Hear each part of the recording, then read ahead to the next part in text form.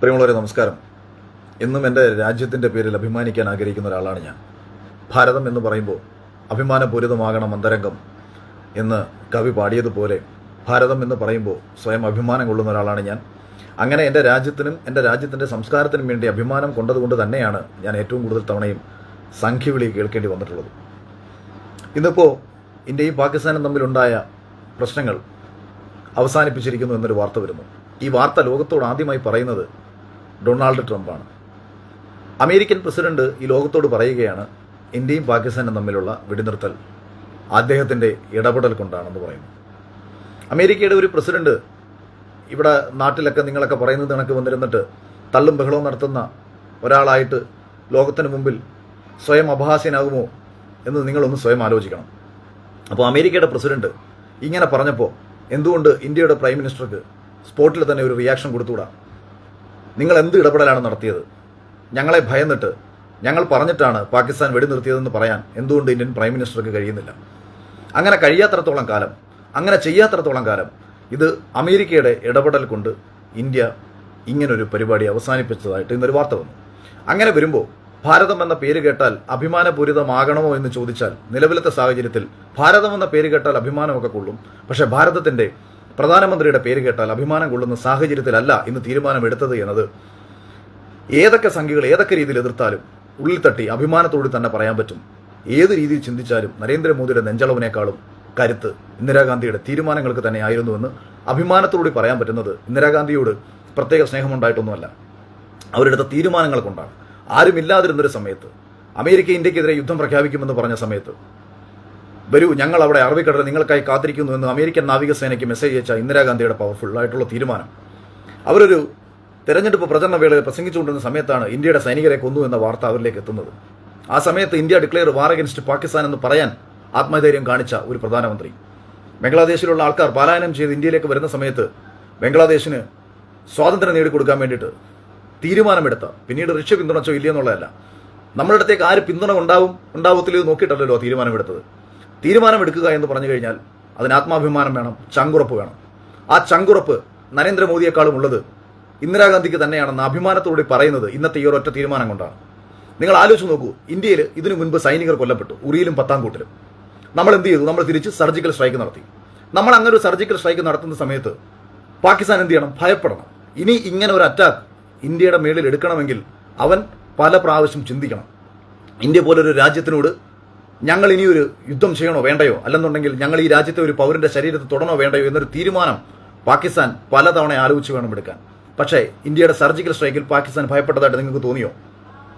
അവൻ ഒരു രീതിയിലും ഭയപ്പെട്ടില്ല എന്ന് മാത്രമല്ല, അവൻ സൈനികരെ മാറ്റിവെച്ചിട്ട് ഇന്ത്യയിലെ സാധാരണ മനുഷ്യരെ, നിരാരംഭരായ നിരായുധരായ സാധാരണ മനുഷ്യരെ, ടൂറിസത്തിന് പോയ ഒന്നും അറിയാതെ ഒരു സംസ്ഥാനത്ത് ഇന്ത്യയിലെ ഒരു മണ്ണിൽ, ഇന്ത്യയുടെ മണ്ണിൽ ജീവനും സ്വത്തിനും ഇന്ത്യൻ സർക്കാർ സംരക്ഷണം കൊടുക്കും എന്നുള്ള പ്രതീക്ഷയോട് കൂടിയിട്ട് തന്നെ വിനോദത്തിന് വേണ്ടി പോയ 27 പാവങ്ങളെ പാകിസ്ഥാൻ വെടിവെച്ച് കൊന്നു.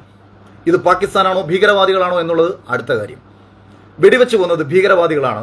നമ്മൾ അവരെ തിരിച്ച് 14 ദിവസങ്ങൾക്ക് ശേഷം അറ്റാക്ക് ചെയ്തു. 14 ദിവസങ്ങൾക്ക് ശേഷം നമ്മൾ ഭീകരവാദികളെ കൊല്ലുമ്പോൾ സ്വാഭാവികമായിട്ടും എന്ത് തീരുമാനിക്കാം?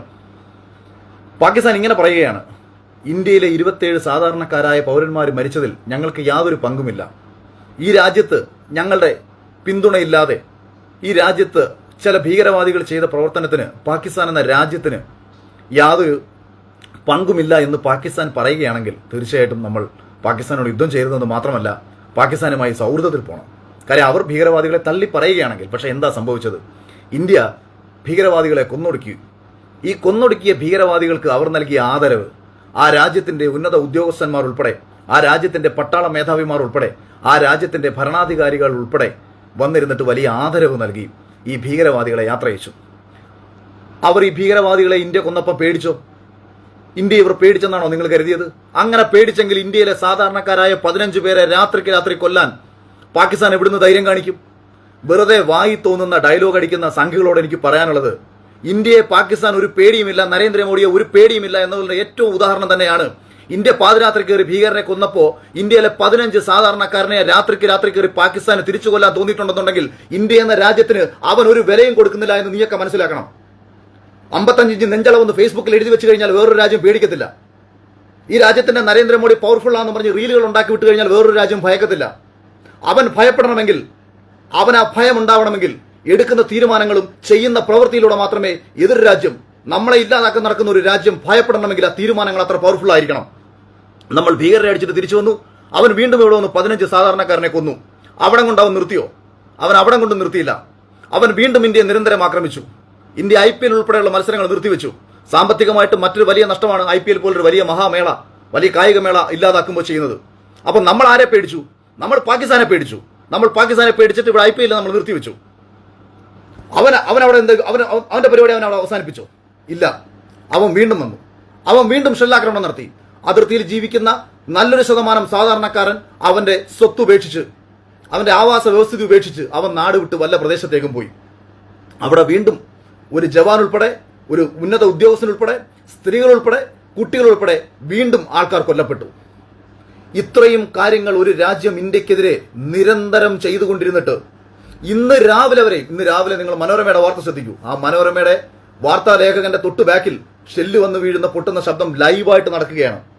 ഇത് നമ്മൾ ലൈവായിട്ട് കണ്ടുകൊണ്ടിരിക്കുകയാണ്. ഇന്ത്യയുടെ പല പ്രദേശത്തും നമ്മൾ റെഡ് അലേർട്ട് പ്രഖ്യാപിച്ചു, നമ്മൾ സൈറൺ മുഴക്കിക്കൊണ്ടേയിരുന്നു.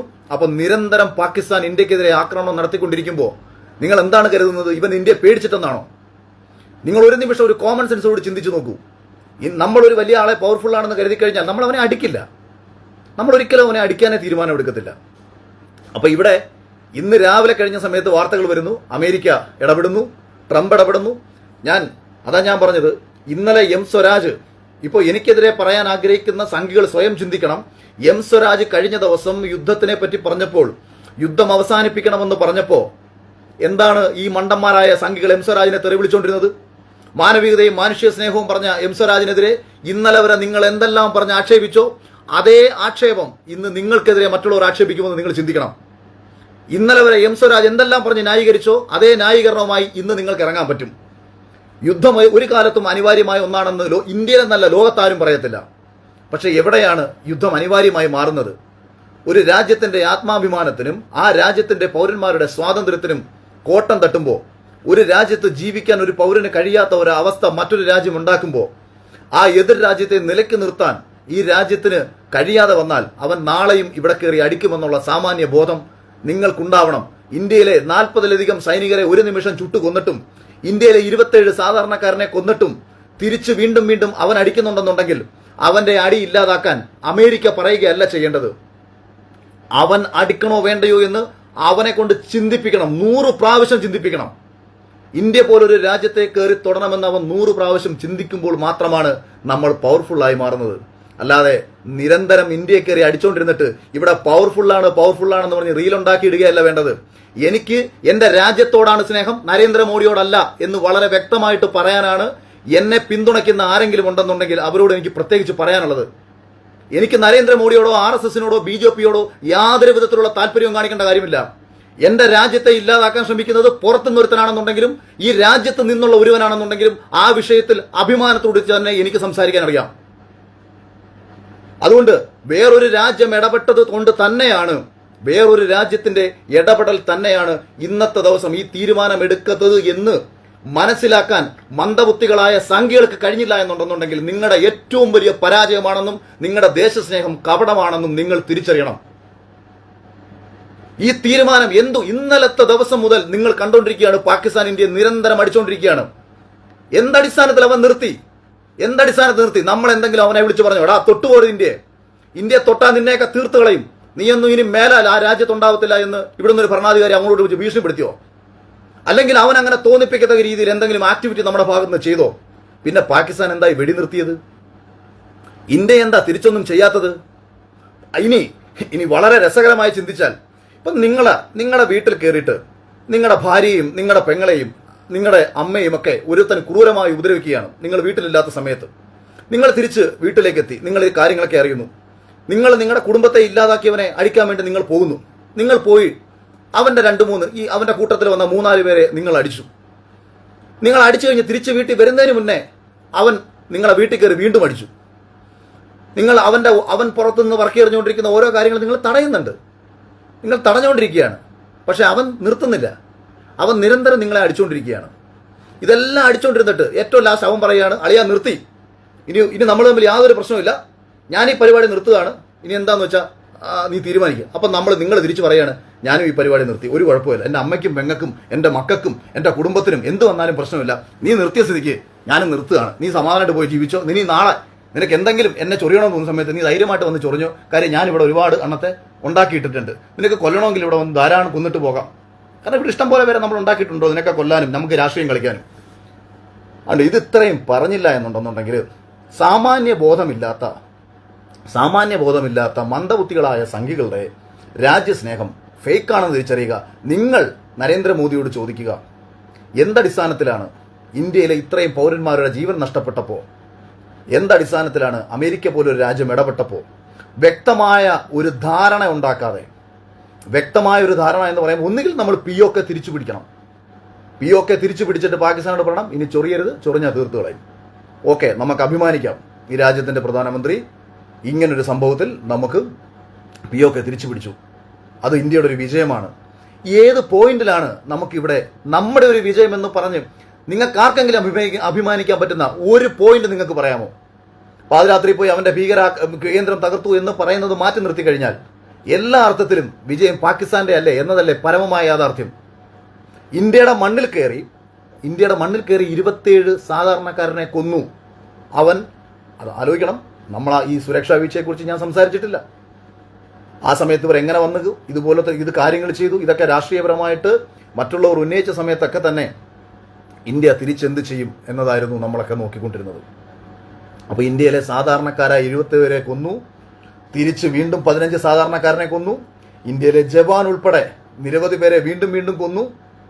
ഇത്രയൊക്കെ ചെയ്തിട്ട് നിങ്ങൾ എന്ത് കണ്ടിട്ടാണ് അഭിമാനിക്കുന്നതെന്ന് നിങ്ങൾ ഒരു നിമിഷം സ്വയം ചിന്തിച്ചു നോക്കൂ എന്ന് മാത്രം പറഞ്ഞുകൊണ്ട് അഭിമാനത്തോടുകൂടി ഈ രാജ്യത്തെ ഒരു പൗരൻ എന്ന നിലയിൽ നിലവിൽ ഈ ഒരു തീരുമാനത്തിനോട് ഒരു രീതിയിലും മാനസികമായിട്ട് ഉൾക്കൊള്ളാൻ പറ്റുന്നില്ല. അത് യുദ്ധം അവസാനിപ്പിച്ചതിലല്ല, യുദ്ധം അവസാനിപ്പിച്ച അല്ലെങ്കിൽ യുദ്ധം തുടങ്ങിയിട്ടില്ല, വെടിനിർത്തൽ അവസാനിപ്പിച്ച ഈ രീതി അമേരിക്ക പോലൊരു രാജ്യം ഇടപെട്ടതിന് ശേഷം, അമേരിക്കൻ പ്രസിഡന്റ് അത് ലോകത്തോട് പറഞ്ഞതിന് ശേഷം മാത്രം ഇവിടെ, അല്ലെങ്കിൽ ഒന്ന് ആലോചിച്ച് നോക്കൂ, ഇന്ത്യയുടെ ആൾക്കാർ ആദ്യം ഇതൊരു പത്രസമ്മേളനം നടത്തി പറഞ്ഞിരുന്നെങ്കിൽ പോലും അതിനൊരു അഭിമാനം ഉണ്ടായിരുന്നു.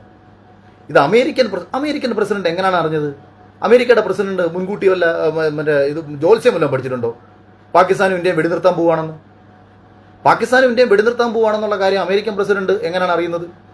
അമേരിക്കൻ പ്രസിഡന്റാണ് ഇത് ലോകത്തോട് ആദ്യം പറഞ്ഞതെന്ന് മനസ്സിലാക്കാനുള്ള ബോധമെങ്കിലും നിങ്ങൾക്കുണ്ടാവണം. അമേരിക്കൻ പ്രസിഡന്റ് പറഞ്ഞതിന് ശേഷമാണ് നമ്മളിവിടെ വന്നിരുന്ന് പറയുന്നത് ബാഹ്യ ശക്തികളൊന്നും ഇടപെട്ടിട്ടില്ല, ആരും ഇടപെട്ടിട്ടില്ല, അവരിങ്ങോട്ട് വിളിച്ചു പറഞ്ഞുകൊണ്ട് ഞങ്ങൾ അങ്ങ് നിർത്തി. അപ്പോൾ തിരിച്ചൊരു ചോദ്യം ചോദിക്കും, ഞങ്ങൾ എങ്ങനെ ഇന്ത്യയിൽ ജീവിക്കുമെന്ന് തിരിച്ചൊരു ചോദ്യം ചോദിക്കും. ഞങ്ങൾ എങ്ങനെ നാളെ കാശ്മീരിൽ പോകുമെന്ന് തിരിച്ചൊരു ചോദ്യം ചോദിക്കും. ഞങ്ങൾ എങ്ങനെ ഈ രാജ്യത്തിലെ ഭരണാധികാരികൾ ഇന്ത്യൻ ഭരണഘടന ഉറപ്പു നൽകുന്ന അവകാശങ്ങൾ ഏത് രീതിയിൽ വിശ്വസിക്കുമെന്ന് തിരിച്ചു ചോദിക്കും. അത് ഇത്രയും പറയാൻ കഴിഞ്ഞില്ലെന്നുണ്ടെങ്കിൽ പിന്നെ നമ്മളൊരു ഭാരതീയനാണെന്ന് പറയുന്നതിൽ എന്താണ് അർത്ഥം? Thank you. അപ്പൊ നമ്മുടെ അഖിൽമാരാർ അങ്ങനെ ഇപ്പോൾ നമ്മുടെ ഈ ഒരു യുദ്ധത്തിന്റെയൊക്കെ വിഷയമായിട്ട് റിയാക്ട് ചെയ്തിട്ട് വന്നിട്ടുണ്ട്. പിന്നെ അഖിൽമാരാറിന്റെ ഒരു കേസ് എടുത്താൽ അറിയാലോ, പുള്ളിക്കാരൻ ഏത് പക്ഷത്തേക്കാണ് ചായവും കാര്യങ്ങളെന്നൊക്കെ എല്ലാവർക്കും അറിയായിരിക്കുമല്ലോ. അപ്പൊ അതിന്റെ ബേസിസിനകത്ത് തന്നെ ഒരു പരിധി വരെ, പക്ഷെ നമ്മൾ ഈ ഒരു യുദ്ധത്തിന്റെ കേസിനകത്ത് നമ്മൾ നോക്കിക്കഴിഞ്ഞു കഴിഞ്ഞാൽ ഇപ്പൊ നമുക്ക് വേറെ എന്തൊക്കെ വിയോജിപ്പുകൾ ഉണ്ടെന്ന് പറഞ്ഞാൽ ഈ ഒരു കേസിനകത്ത് നമുക്ക് ഒരിക്കലും നമ്മുടെ സർക്കാരിനെ നമുക്ക് തള്ളി പറയാനൊന്നും പറ്റുന്ന കാര്യങ്ങളല്ല അവർ ചെയ്തിരിക്കുന്നത്. അല്ലെ നമ്മൾ ഫുൾ സപ്പോർട്ട് നമ്മൾ കൊടുക്കേണ്ട ഒരു സമയം ഓർന്ന് ഈ യുദ്ധത്തിന്റെ ഇത്. ഇപ്പൊ എന്തായാലും യുദ്ധമൊക്കെ കഴിഞ്ഞിട്ടുണ്ട്, ഒരു വെടിനിർത്തൽ സംഭവമൊക്കെ പ്രഖ്യാപിച്ചിട്ടുണ്ട്.